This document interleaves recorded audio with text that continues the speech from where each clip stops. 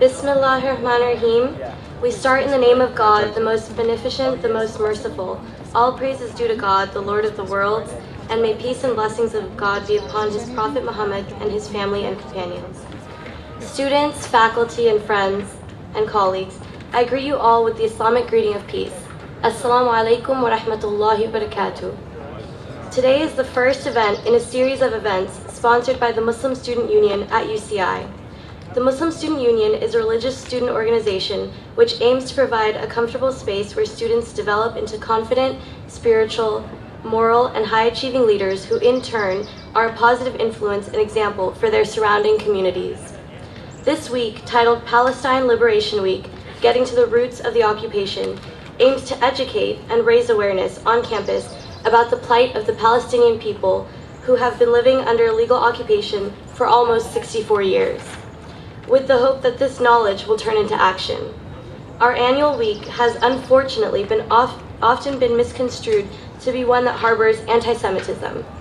The MSU has clarified numerous times and will continue to clarify that the hatred of any particular group on the basis of their race, color, ethnicity, or religion, including people of the Jewish faith, is not and will not be tolerated. We will be the first to speak out against these injustices as we would speak up against any other form of racism, no matter what group it targets. Although this goes without saying, the MSU strives to explicitly state its beliefs, to stand up and to state its beliefs nonetheless, it is absolutely hypocritical and immoral to label anyone who has the courage to stand up and speak out against the apartheid policies of Israel as anti-Semitic. The week's aim, in short, is simply to call for an end to the oppression of the indigenous Palestinians, just as it would make sense to call for an end to the oppression that took place in Nazi Germany or apartheid South Africa. It is absolutely imperative that we call for an end to 64 years of systematic subjugation and repression of the Palestinian people. Co-sponsors for this week include Students for Justice in Palestine, Afghanistan Development Project, Alianza, Asian Pacific Student Association, Dreams at UCI, Kaba Bayan, Radical Student Union, and Society of Arab Students. Before we start today's event, we will begin with some verses from the Muslim holy book, the Quran.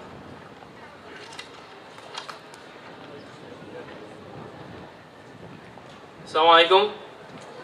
أعوذ بالله من الشيطان الرجيم بسم الله الرحمن الرحيم إن الذين توفاهم الملائكة ظالمي أنفسهم قالوا فيم كنتم قالوا مستضعفين في الأرض قالوا ألم تكن أرض الله واسعة فتهاجروا فيها فأولئك مأواهم جهنم وساءت مصيرا إلا المستضعفين من الرجال والنساء والولدان لا يستطيعون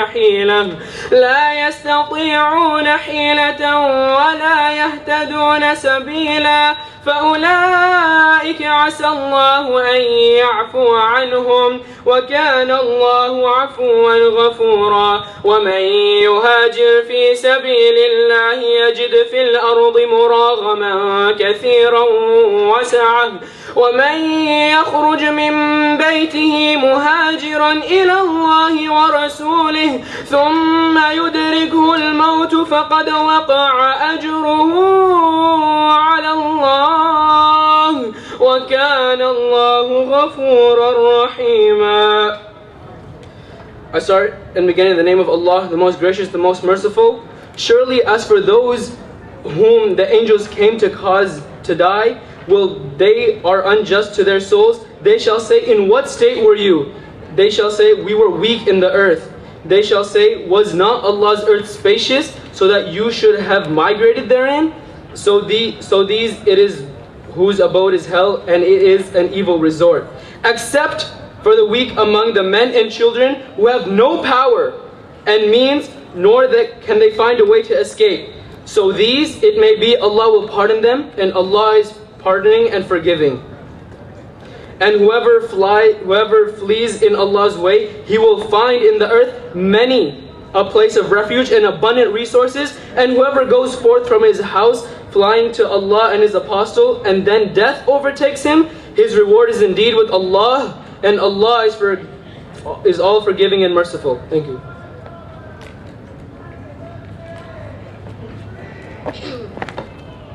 Today's speaker, Ben White, is a freelance journalist and writer specializing in Palestine and Israel. He has been regularly visiting the Middle East since 2003. He is the author of Palestinians in Israel, Segregation, Discrimination, and Democracy. It was published in January 2012 with a foreword by a member of the Knesset, Hanin Zoabi.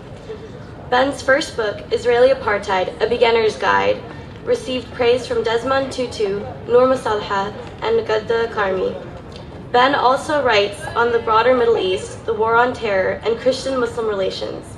He graduated from Cambridge University with a BA in English Literature in 2005, and his final year dissertation was a comparative study of the representation of dispossession in contemporary literature of Palestinians and Native Americans. Thank you, and without further ado, Ben White.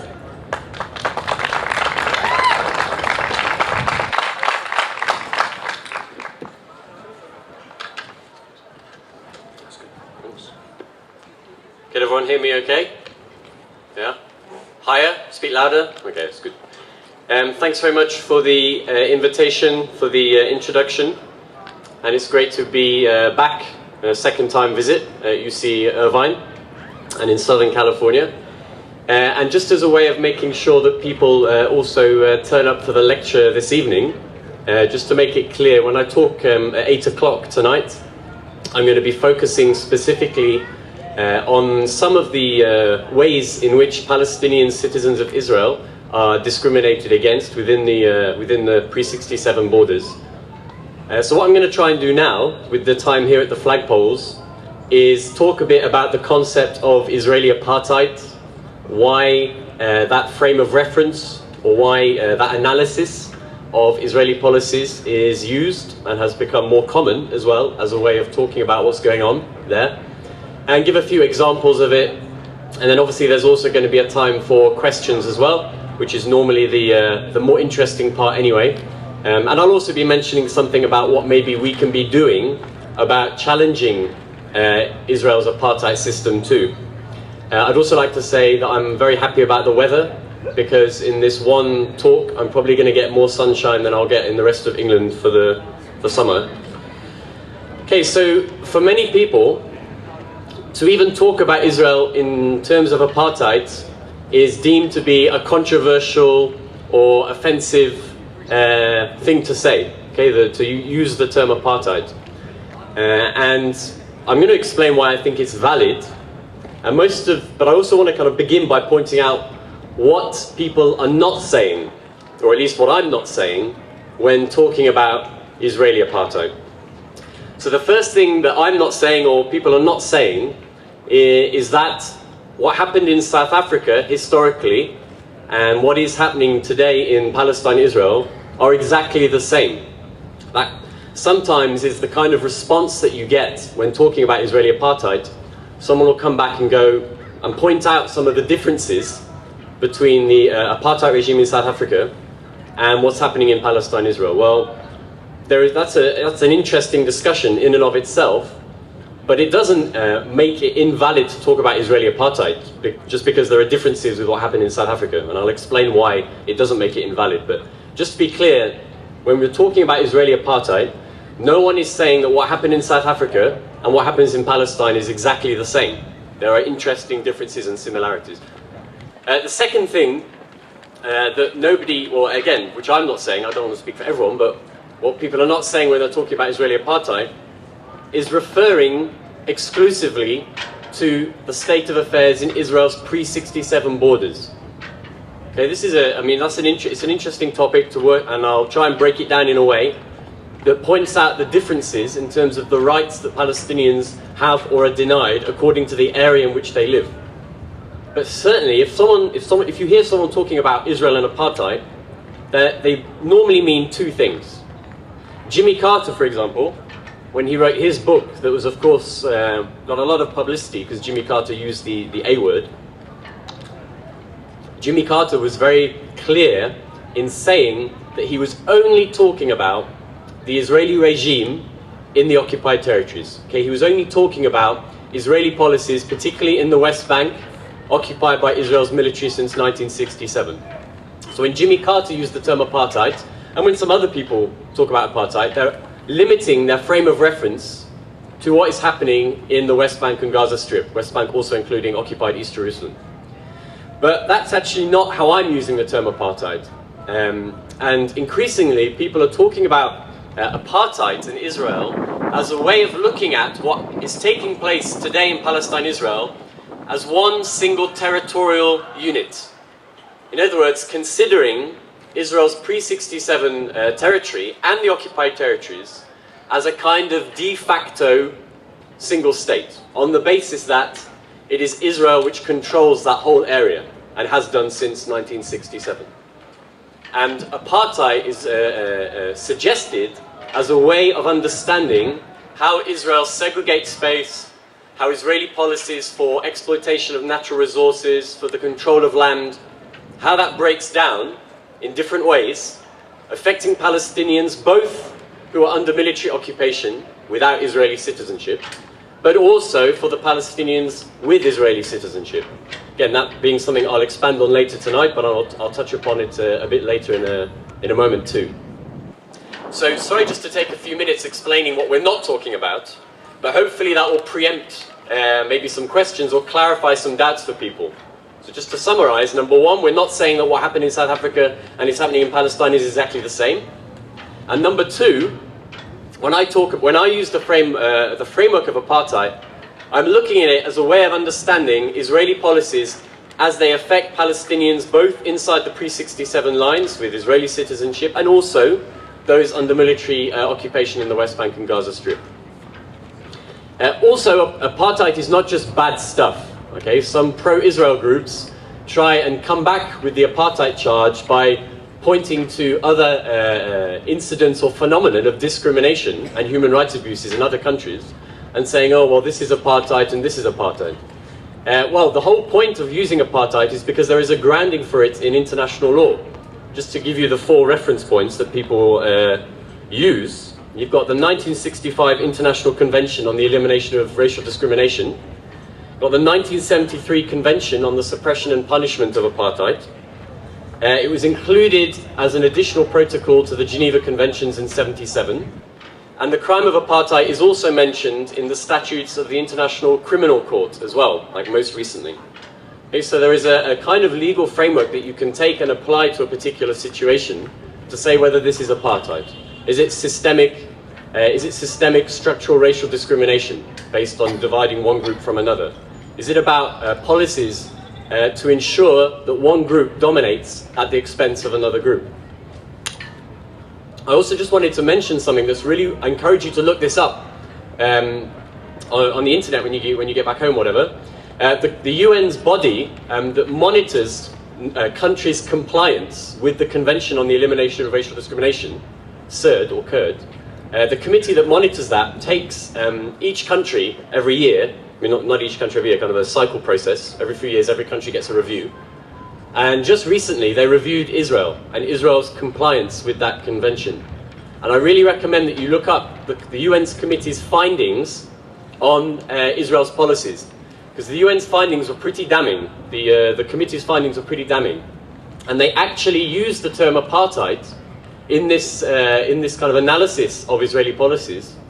And they kind of warned Israel, the state party, they warned Israel, reminded Israel of the prohibition, the absolute prohibition of the policy and a regime of apartheid. Okay, so that's just another reference point for you to look up as well later.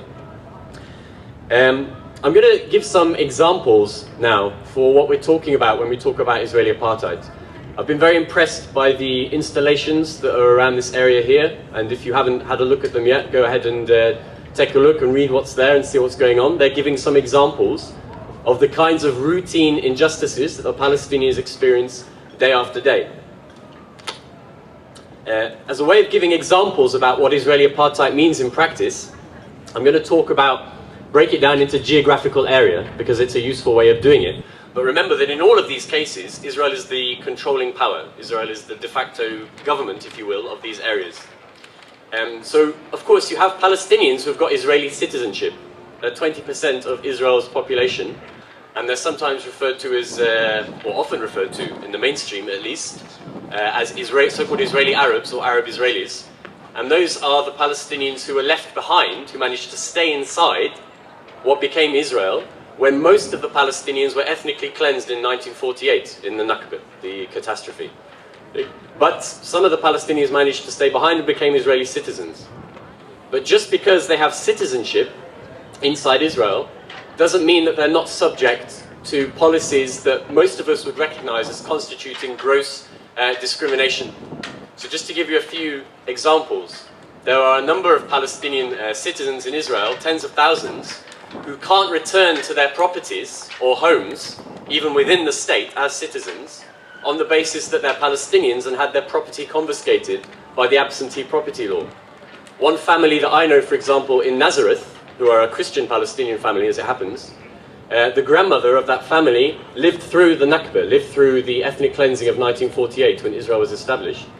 And her family home is still standing a few minutes' drive from where she lives now with her family, but has never been allowed to go back into that house because the Palestinian community there that was depopulated was used to create a Jewish community. There's tens of thousands of Palestinian citizens who are in that sort of scenario, whereby despite being citizens in the state, have their lands and property denied to them. Another example, which is more recent, in the last 10 years or so, the citizenship law, referred to sometimes as the family separation law, means that if you're a Palestinian citizen and you want to get married to a Palestinian with West Bank ID, you can't now live together legally inside the state of Israel, okay? Because they're a Palestinian from the West Bank.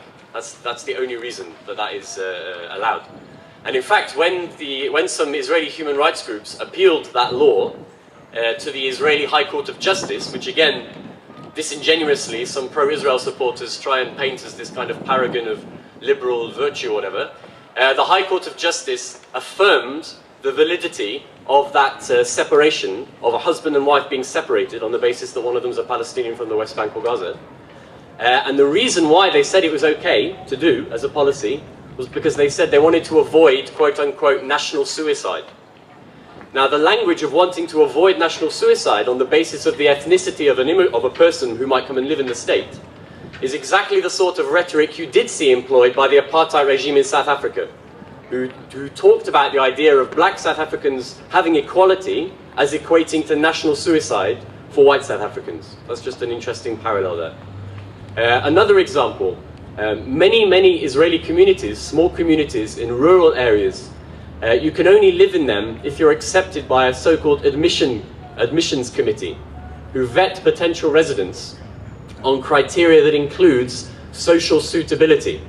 Okay? And it's a way of filtering out undesirables from living in those communities. And undesirables will often or mainly include Palestinian citizens.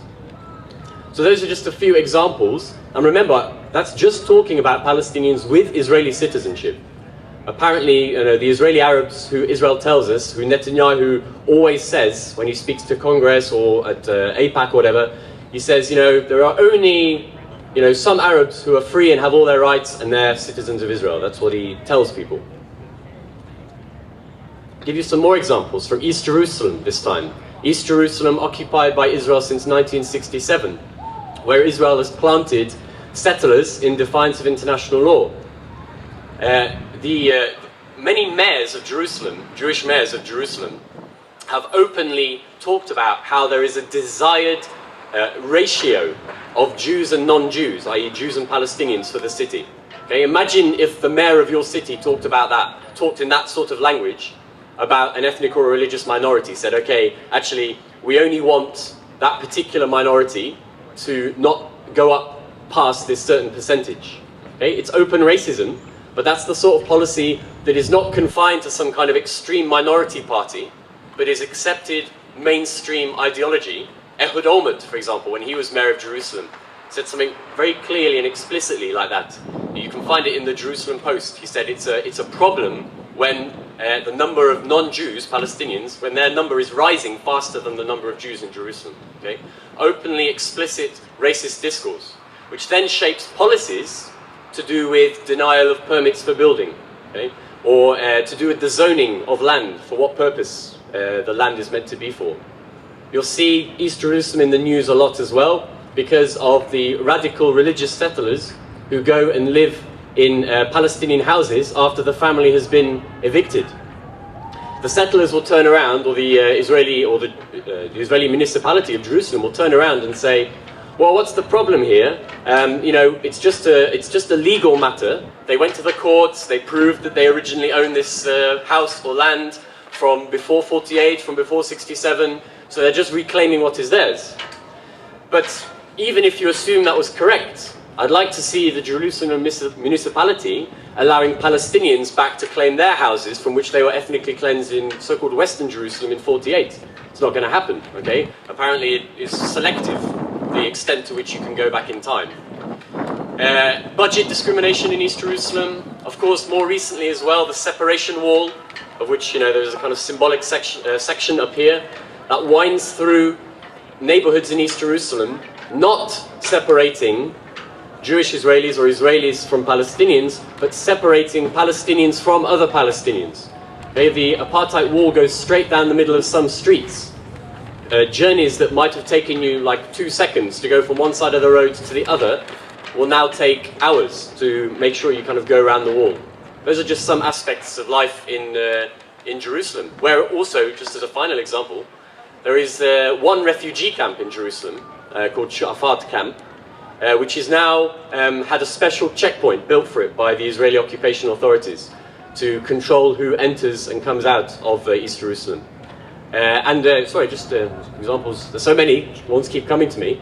Another one is that Palestinians with East Jerusalem residency rights, not citizens, but residency rights, it's a different kind of ID, the Israeli authorities and the Jerusalem municipality advances policies that makes it easy to take away the residency rights of those Palestinians in East Jerusalem, okay, in a way that is not applied to Jews in Jerusalem. Again, the idea being to control or manipulate the demographics. Going to the West Bank now, as to give you some examples. The West Bank is maybe more well known, perhaps, in terms of what goes on there. Most people have heard of the settlements, Israel's settlements, again built in defiance of international law since 1967. Israel disputes that they're even illegal under international law, okay? And despite the fact that that is affirmed year after year in the UN, despite the fact that it's been affirmed in the International Court of Justice, etc., it's the mainstream world opinion that it's illegal for Israel to build those colonies in the West Bank. But you've got to make sure that you don't think Israel's settlements, when you hear about them in the news, are these kind of isolated, hilltop, small communities. Okay? Some of them are like that, some of them are very small, but many of those colonies are large, substantial colony blocks that have been designed with a specific purpose in mind, in terms of controlling underground water resources, in terms of cutting off East Jerusalem from the rest of the West Bank, in terms of chopping the West Bank in different segments. Okay, so you look at a map, you look at the colony blocks of Gush Etzion, Ariel, Ma'ale Adumim, all these blocks. You're not talking about a few caravans on a hill, you're talking about large, significant colonies that have been built since '67, maintained, and not just these communities either.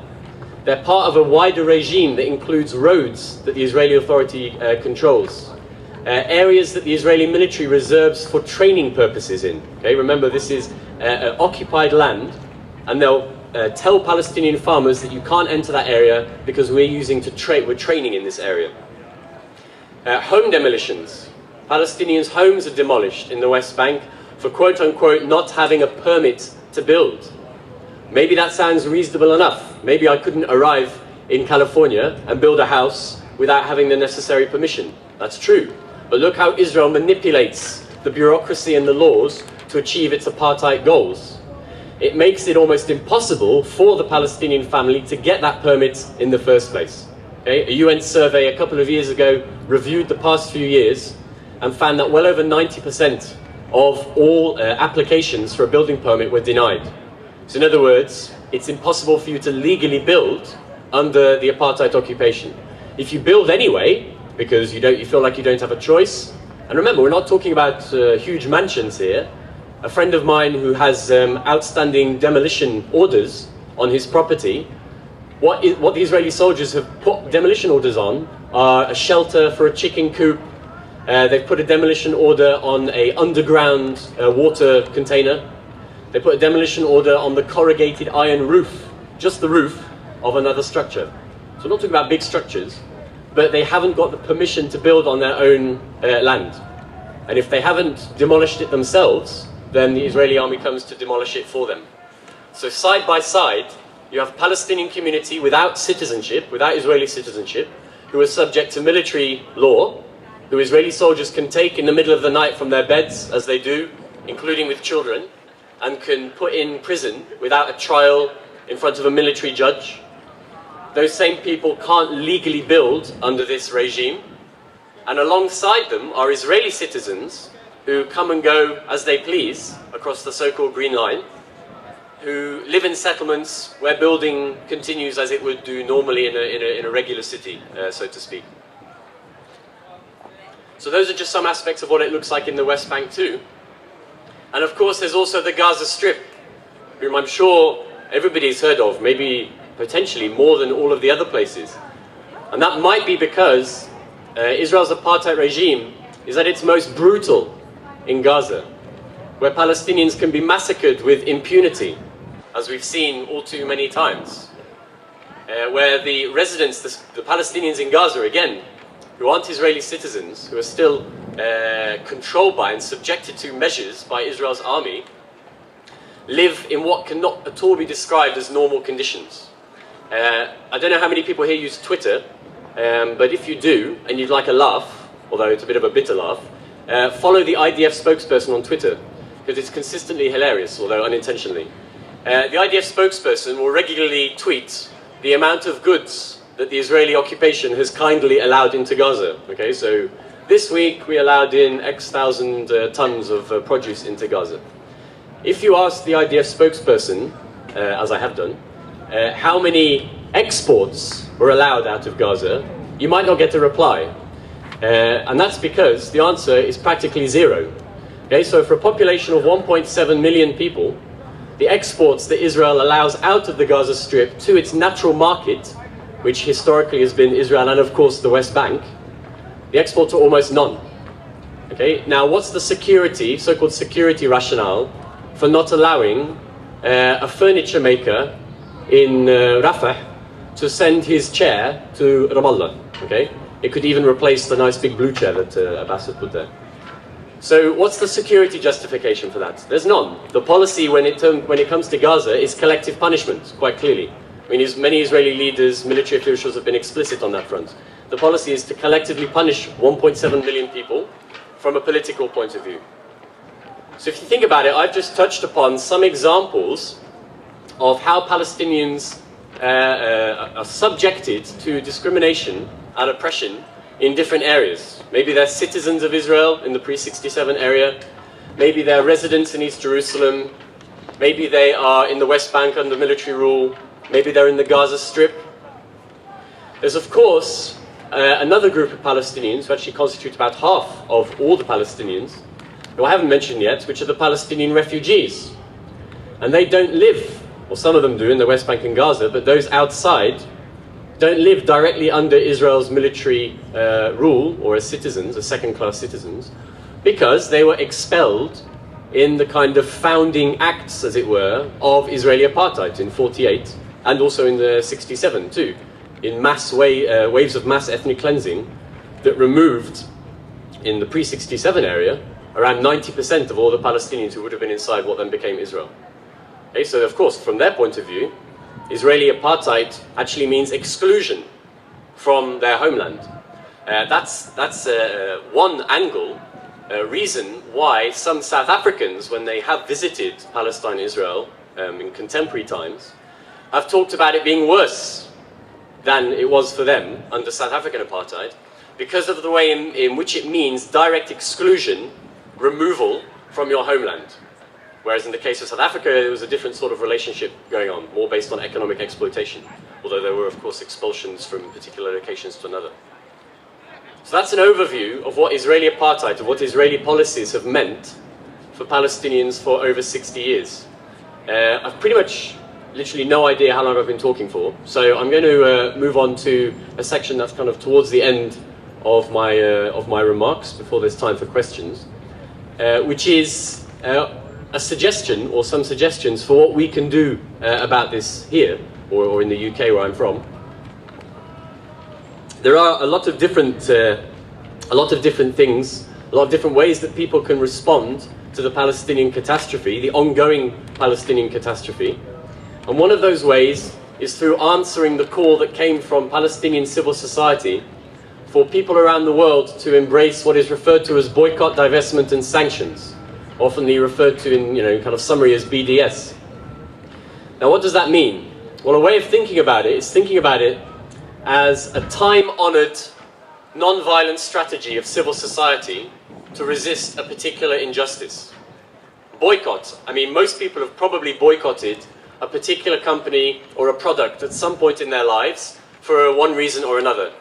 Maybe you don't buy one clothes manufacturer's products because of how you know people are treated in the factories that make those clothes, for example. Maybe you don't buy chocolate from one manufacturer because of whatever policies that the company makes. In other words, the idea of boycott as a choice and as a way of responding to a particular injustice is not something that people find hard to grasp. In fact, it's been deployed by different groups throughout history as a means of trying to mobilize change when one group is, for different reasons, significantly weaker in important respects to the other group that has the power. And that's the same sort of rationale that the Palestinians are using when they ask people to use the boycott, divestment, sanctions, BDS strategy. They're saying, look at the companies that are making money off Israeli apartheid. It's not hard to find, you can look them up. Work out ways, it may be, in which your university, your faith community, your trade union, whatever it is, do they have a relationship with those companies? I mean, have they maybe, for example, got shares, investments in those companies? Or maybe do they take supplies from that particular company? And you work out where the links are, you work out where the relationships are, and you campaign on that, and you try and get those links cut. That's just one example. Now, the reason why I like BDS, the reason why I think it's a strong strategy that the Palestinians are pursuing, just to summarize it very quickly, are four particular reasons. Number one, it makes sure that the connection between Israeli crimes and consequences is very clear. BDS is based on the documented reality of Israel's violations of international law, Israel's abuse of human rights that are all, I mean, some of them around here, but you can go and look them up anytime you like, by Amnesty International, by Human Rights Watch, by Israeli human rights groups, Palestinian human rights groups. BDS is a response to those facts on the ground, if you can put it like that. BDS is also a response to the way in which Israel has enjoyed a kind of impunity with regards to its actions. Okay, so it kind of inserts accountability where to date there is a kind of impunity. But it's saying that you can't just do those things without there being any consequences. Thirdly, BDS is great as a way of educating people. As you do BDS activities on campus or wherever it is, you're actually educating people about what's going on. Even if the specific target that you're going for isn't met for whatever reason, the process of campaigning on it has actually educated people about what's going on as well. And fourthly, BDS is good because it actually empowers you to do something. Okay? Because it's quite easy to look at what's going on there and what's been going on for decades and feel helpless or feel like there's nothing you can do. But BDS and those sorts of activities actually give you an option that anybody can get involved with, from kind of big things to small things, as a way of responding. Encouragingly, there is also a small group of Israelis, Jewish Israelis, who support the Palestinian boycott call. In fact, I think there was one of them came to speak here, Matan Cohen, for example. So that's an encouraging development, and it exists too there are groups like that in the UK, like Jews for boycotting Israeli goods in the UK. And these sorts of groups are emerging across religious, ethnic lines because it's such a simple, powerful idea. Okay? It's saying that these sorts of human rights abuses, the sort of rights, the basic rights that Palestinians are routinely denied, that's not a sustainable situation. It's not a situation that's sustainable for Palestinians first and foremost, and it's also not a situation that's sustainable for Jewish Israelis either. Okay? Because as Martin Luther King understood, in that sort of oppressed dynamic, okay, in a colonized dynamic, it's destructive for the group with the power as well, ultimately. And when you're kind of talking about a platform of Palestinian rights and equality, you're talking about something that will also be good for Jewish Israelis in the long run as well. So I'm going to round up there and move to a time for questions, I guess. Thanks very much.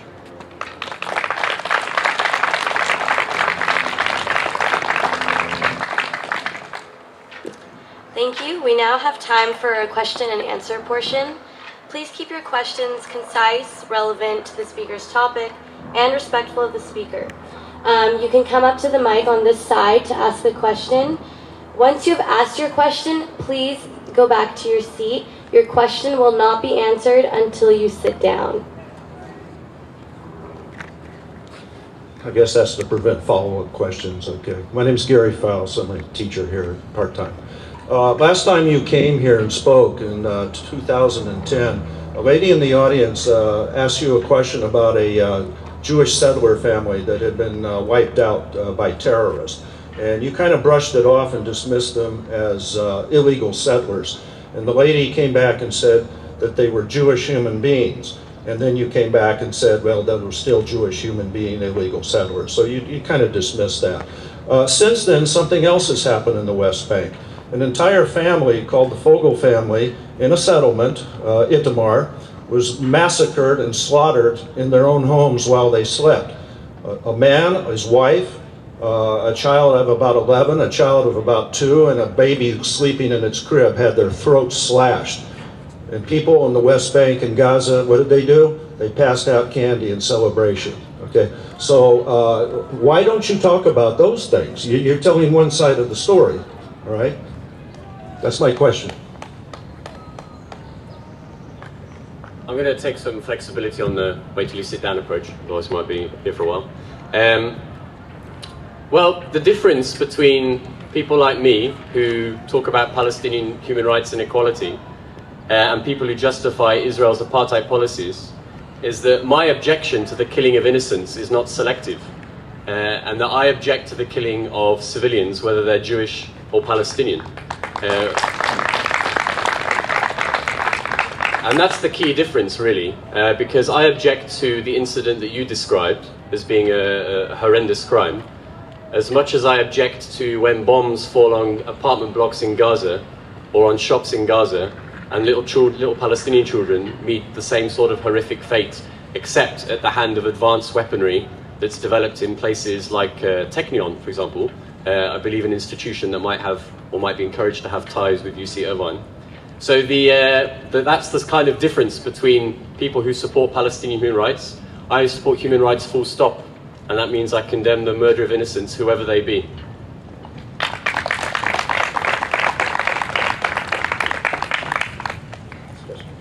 Thank you. I had a question about using either the analogy of apartheid or stressing the legal, making an international legal case of a violation of apartheid. And I'm wondering on whether perhaps taking such an approach might be counterproductive in the sense that you already have a very clear case where there's a clear international consensus, and that's against an occupation, a military occupation. And it struck me how you started your talk that perhaps using the apartheid analogy or legal analysis first confuses things in the sense that you had to start, emphasizing this, how Jimmy Carter uses it, this is how you can also use it, so on and so forth. And also that it can be much easily challenged in the sense that, with the Geneva Conventions, right, the Fourth Geneva Conventions, it's clear and there's an international consensus that it's clearly an occupation and that Israel is in violation of a number of the provisions in the Geneva Conventions. And the strength of the Geneva Conventions is that every single country in the world has signed it, has ratified it. It's a consensual agreement that has, a lot of legal precedence as well. Whereas with apartheid, it's a human rights treaty that doesn't really have a lot of legal precedent in international courts or even in domestic courts, so you have a more difficult case to make. It also hasn't been ratified by the whole world, and so it probably can't even be considered customary. You could make a case that it is customary international law, but perhaps not. And it's also, you open yourself up more for challenges, in the sense that making an argument that settlements are illegal under the Fourth Geneva Convention is easy, you have legal precedent and so on and so forth. But making the apartheid case, you also open up yourself to criticism in the sense that, so for example, I'm from Mexico, and you can easily point to a number of provisions in the Apartheid Convention that Mexico clearly violates against its indigenous populations. You could do in the US the same thing. There's a new book on the new Jim Crow that looks at US incarceration policies and how they use that as disenfranchising, especially the African American community. So you have all of a sudden now, your sample of cases that are violating provisions in the Apartheid Convention is enormous. Whereas with the Geneva Convention, you have Israel, you have Morocco with Western Sahara, you have Turkey with Cyprus. Literally you have three, and Israel is the longest standing one. So my question is, do you think that perhaps you're confusing, potential activists in that, should you really emphasize this apartheid, or just go with something where you have an international consensus and there clearly is a way through pressure, it's not going to be easy or anything, but that this can be achieved. So I'm worried that emphasizing apartheid complicates things and opens yourself to challenges, whereas you already have this perfect case in this case with the Geneva Conventions and occupation. Thank you. All right. Okay, a big question. I hope the question itself is not confusing for anyone there. Obviously, in a sense, this is an argument between whether it is legitimate to use the apartheid framework at all, and whether it's actually not better just to talk about military occupation. That also ends up relating in some way to whether one thinks it's possible for an independent Palestinian state to be created in the West Bank and Gaza too, and I'll explain why it relates to that. I think you made an error towards the end in particular, which I kind of flagged up earlier on as being a potential error, which is to simply look at other cases where discrimination occurs and say, well, actually, this could also be apartheid. I mentioned the findings of the UN's Committee on the Elimination of Racial Discrimination recently. And there's a British academic who's at Middlesex University who has testified before this committee before, actually on the issue of migrant workers in the Gulf states who face discrimination there. And when he looked at the committee's findings on Israel just most recently, he said, quote, "This is the most cutting recognition and condemnation of a legal system of segregation since apartheid South Africa," talking about what's going on in Israel now. The way people use apartheid, as I mentioned, can just refer to the West Bank and Gaza, okay, where a number of quote-unquote mainstream groups are happy to use that term. But the point I was trying to make in terms of using it as a way to describe one whole territorial unit is that actually this is a kind of new discourse. I mean, that's why you have to explain it carefully, because it isn't the discourse that people are used to. And that's the part where I would agree with you. But I would say that is it's necessary because what people have tried so far has not worked. Okay, the so-called peace process, which is focused exclusively on issues to do with the post-67 territories in terms of the negotiations and how Oslo unfolded, is 20 years down the line has failed. Even though, as you point out, Israel is condemned in international law for different aspects of the occupation, nothing has changed there either. Okay, so the strategies of BDS, the discourse of apartheid, is part of attempting to suggest that there is a different way of looking at it that is more appropriate to the reality on the ground. I don't think it is a good approach to distinguish artificially between the aim of Israeli policies in the Jordan Valley, let's say, which is in the occupied West Bank, and Israeli policies in Nakab, in the Negev desert in the south. Because in both places, non-Jews, Palestinians, are discriminated against, their homes are demolished, using different mechanisms, but the same thing is taking place. The difference being that in one case the Palestinians have got citizenship, in Negev, and in the Jordan Valley, not. But that's why I think, and thankfully some other people now are thinking, that to look at it exclusively through the prism of military occupation is inadequate. And another reason why that's the case is because of the way in which Israeli policies since 67 have been to render that green line a kind of irrelevancy because of their colonization policies. I mean, there's no real way that you know most of the time that you've even crossed the so-called green line because of the extent to which Israel has colonized the area and incorporated it into the main fabric of the state. Just add one other thing here, which is that I don't actually think apartheid is the only, or by any means exclusive, best way of looking at it. I think actually that when you look at what Israel has done since '48, it's a kind of combination of settler colonialism, apartheid, and military occupation. And you've got different elements of those three things going on. So, yeah, I hope that's one way of answering the question.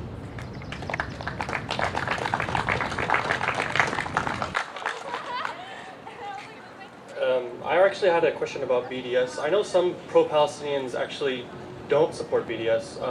They say that it's counterproductive, and they, like Norman Finkelstein actually said that he doesn't support it. So what would your response be as to why BDS is the best way to go rather than, I mean, other options, which other people say, you know, as to why it is counterproductive? Sorry about that. Yeah, that's it. Yeah. Well, I mean, I'd be tempted just to reiterate the arguments for why I thought it was good. Most of the kind of arguments against BDS, I mean, if I kind of think about them, you would hear an argument like, for example, kind of paraphrasing it isolates the so-called Israeli peace camp. Okay, like it's in fact isn't the main idea to kind of engage with and encourage the Israeli left in their struggle against occupation, etc., etc., and strategies of boycott and divestment are counterproductive to that sort of mobilization or connection with the Israeli peace camp. Well, unfortunately, what people are normally referring to as the so-called peace camp typically don't have Palestinian rights and Palestinian equality at the forefront of what they're advancing. And if you think about Yitzhak Rabin, for example, the Israeli prime minister who was assassinated, he's often kind of held up as the kind of paragon or martyr or whatever of the peace camp. But if you look at the sort of program that he was pushing, and he told the Knesset not long before he was assassinated, Rabin said, what do I envisage? I envisage an entity, a Palestinian entity that is less than a state. I support the kind of forever occupation, Israeli occupation of Jerusalem as Israel's eternal undivided capital. I support the annexation of the colony blocks, etc., etc. So in other words, a man who was famously identified with the so-called Israeli peace camp was actually pushing forward a program that looks pretty similar to what parties nowadays, like Kadima and even sections of the Likud, are pushing forward too. That's one aspect of it. The Israelis who support BDS, like from the Boycott from Within movement, from the Who Profits movement, people like that, they are saying that it's not possible for Israeli society to change from the inside without that external pressure, just as is the case with apartheid South Africa, for example. And that's why they are kind of adding their voices to the Palestinian call. But to kind of reiterate, BDS is great because it makes the direct link from an Israeli violation to a consequence. You know, that Palestinian house that was demolished, it was demolished by an IDF bulldozer that was developed and modified by technology in the Technion, the Israeli university. Okay, researchers in Technion helped develop the D9 bulldozer to demolish Palestinian houses. So what's the response? You don't have institutional ties with the Technion. Okay? An Israeli company has a base in the settlements that are illegal colonies in the West Bank. You don't buy products made by that Israeli company. Okay, so it's a way of making a particular link between a policy and a consequence in terms of education, advocacy, and then direct impact. And the other advantage, I would say, of BDS is its emphasis on rights as well. Its emphasis on rights and being primarily a response from us to the Palestinians, to the colonized people, who are asking for us to do that. And it covers all sorts of areas. I mean, for example, at the moment in the UK, the Israeli National Theatre Group, Habima, is meant to be performing at the Globe Shakespeare Theatre in London. And there's been a very interesting, engaging debate in public, in the letters pages of newspapers, about whether they should be allowed to perform in the globe, whether there shouldn't be a boycott of them, because of the way in which they perform in Israeli settlements, the way they see themselves as quote-unquote cultural ambassadors for the state of Israel, a state which practices apartheid and violates international law. So it's that link between crime and kind of response that I think is a strength of BDS, and the argument being that until there is that sort of pressure and isolation, then there is no consequences for a particular state of the crime, no consequences for their crimes, until it's made clear that that organised, non-violent civil society pressure is a way of making sure that those sorts of things can't just carry on forever.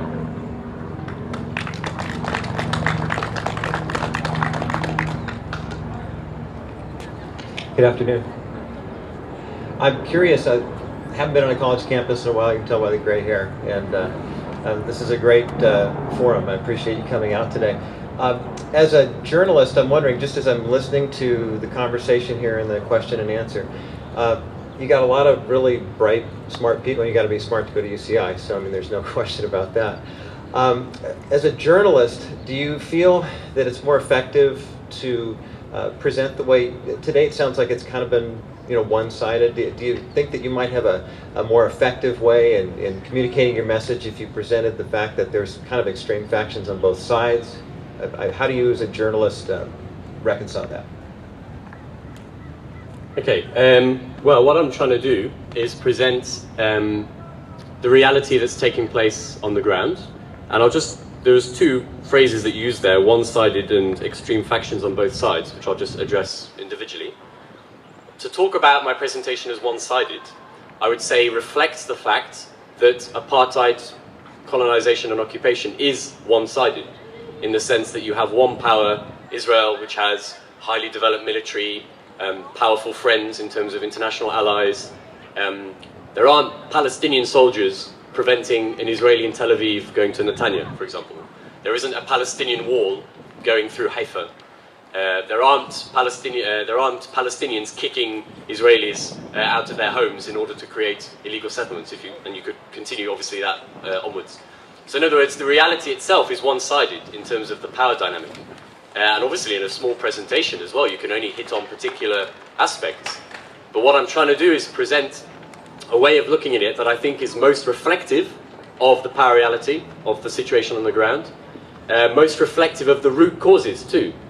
And if you want to stop a particular horror show taking place, then you want to get to the root causes of why it's taking place, which, as would be clear in my analysis, are Israeli policies that are designed to ensure that one group dominates over another group. So that would be kind of the response to the one-sided aspect. And then related to that, of course, it's very common to hear about people saying, oh, well, there are extreme factions on both sides. And it's an easy idea for people to understand, because unfortunately many people only see this issue covered in the mainstream news or CNN or maybe even, God forbid, Fox as well. So it's very easy for people to understand or think that, oh yeah, well I see suicide bombers or I hear about Hamas or whatever, and I know there are settlers, religious settlers, so it seems like there's just these two extreme groups and there's this big mass of people stuck in the middle. Well again, my point would be that that's not really an analysis that is reflective of the situation, and I would go back to my previous parallels. Right? There isn't structurally racist policies being kind of forced on Israelis by a Palestinian regime. Okay? It's not to say that there aren't quote-unquote extremists within the Palestinian population. Just like in any society, there are people that you would describe as extremists, whatever that means in a particular scenario. It's not to say that. Not to say that there isn't racism, like there's racism in any society as well. But just like, in the US Deep South, there would have been extremists or racists amongst black Americans, right? That didn't deny the fact, or that didn't prevent the fact that there was structural discrimination that they were being subjected to, that was at the roots of the issue that needed to be tackled. So I guess that's why I would say that I present in this particular way, or write as I do.